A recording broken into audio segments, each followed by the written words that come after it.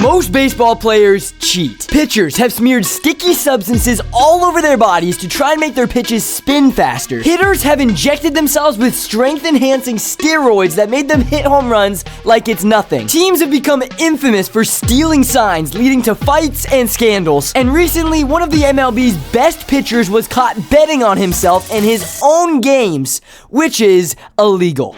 Got him! Clase strikes out the side in the 9th inning. But unfortunately, Emmanuel Clase wasn't the first MLB player to ever bet on his own sport. In the year 1919, one of the best teams in the league was the Chicago White Sox. They had a star-studded lineup featuring players like Lefty Williams and shoeless Joe Jackson, who carried them to a World Series appearance. But 100 years ago, these superstars were not as well off as the players of today's game. Juan Soto agreeing to a record-setting 15-year, $765 million deal with the New York Mets. In the MLB today, the average player salary is $5.2 million. But back then, the average salary was only $3,423. On top of that, teams made players pay for things like train tickets between cities, hotels, and food, and even the fee to have their laundry done. Because of this, players started wearing gray pants on the road instead of white because it was easier and cheaper to get dirt stains out of them. Many players, even the most talented, struggled financially, and because of this, many of them turned to sports betting. In the 1919 World Series, the White Sox were heavily favored over the Cincinnati Reds to win the championship. But amazingly, Chicago struggled, making error after error in the field, letting strikes go by and eventually losing to the Reds 5-3. Many people found this suspicious, and eventually it came out that the players of the White Sox had fixed the World Series in order to make a little extra cash. It wasn't long before many of these players, including Shoeless Joe, were banned from baseball for good. The White Sox became nicknamed the Black Sox because of the scandal, and the team didn't win another World Series for 88 years. Just play. If you don't, you better figure out. Oh, no!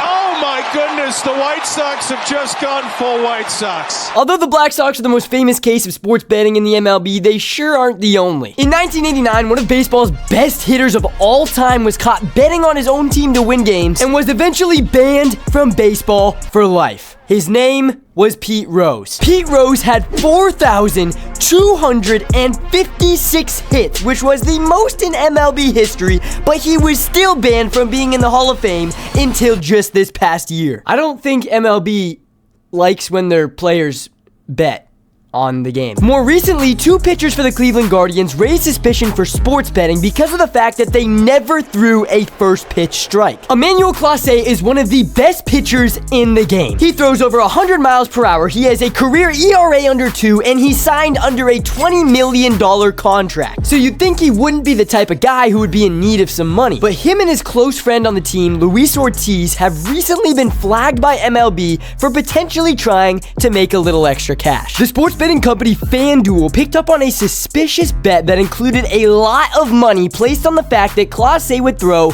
a first pitch ball. And MLB suspects that Clase used a third party to bet on his own pitches, essentially making free money. Yay. Until he made it too obvious and the MLB caught him. No. Wait. Wait.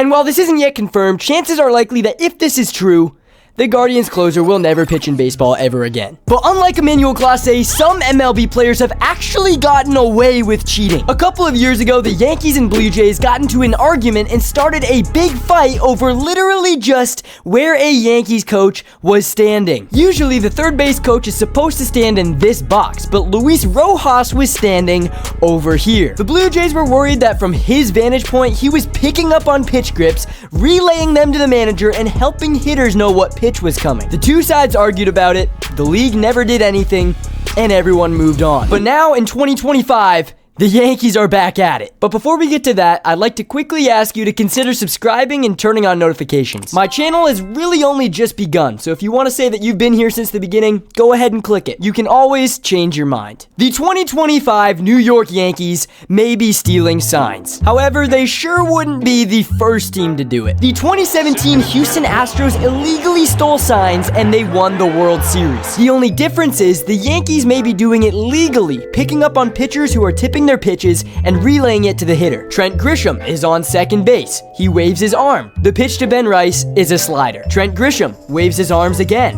The pitch, once again, is a slider. Trent Grisham doesn't wave his arms. The pitch is a fastball. Grisham waves his arms again. Wanna guess what the pitch was?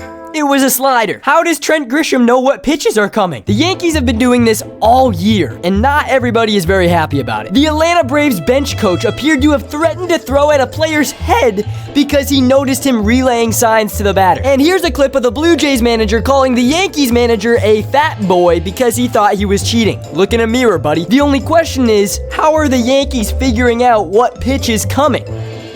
Well, guess what? It doesn't matter too much because they don't know how to play defense. If they're doing it illegally, it sure wouldn't be the first time the Yankees have done something illegal. In 2014, Michael Pineda was caught by the umpires with sticky pine tar on his neck. Pitchers are not allowed to use any foreign substance on their body because the stickier your fingers are, the more you can make your pitches do crazy things. And there's the curveball. That's a knee buckler. Michael Pineda literally had pine tar all over his neck. He was ejected from the game and was eventually suspended for 10 more games. Why would you do that? You know it's against the rules. It makes no sense to me. The MLB had a sticky finger problem in the year 2021. A new foreign substance known as spider tack had taken over the league, giving pitchers a ridiculous unfair advantage. Spider tack is so sticky that you can literally hold a baseball with 2 fingers or just your palm. And eventually it got to the point where the MLB had to get umpires to literally feel pitchers' hands to make sure they didn't have any spider tack on them. This led to Garrett Cole, one of the best pitchers in the game, struggling to pitch because he was so used to spider tack making his pitches insane. And when asked if he had been using spider tack, this was his response. Have you ever used spider tack while pitching? I don't know. I don't know if I don't quite know how to answer that, to be honest. But Garrett Cole sure wasn't the only guy in the majors who was using spider tack. In fact, it was believed that actually most pitchers were. 2-time Cy Young Award winner Max Scherzer was ejected from a game claiming he swore on his kids' lives that he wasn't using sticky stuff. Domingo Germán was ejected from a game because the umpires felt his hand was too sticky, and then just a few weeks later, he pitched a perfect game, likely with the same sticky substance on his hand. Trevor Bauer likely relied on spider tack so heavily that a once dominant pitcher in the big leagues now struggles in a Japanese league. But it's not just pitchers that have cheated. In the year 1998, Mark McGwire and Sammy Sosa were crushing home runs nearly every game. By the end of the season, both players were approaching 70 home runs, a mark that had never been reached in MLB history, and this became a really big thing. The Cubs and Cardinals were big divisional rivals, which made the race even more epic, and everyone wanted to see who would win the race to 70. The race was won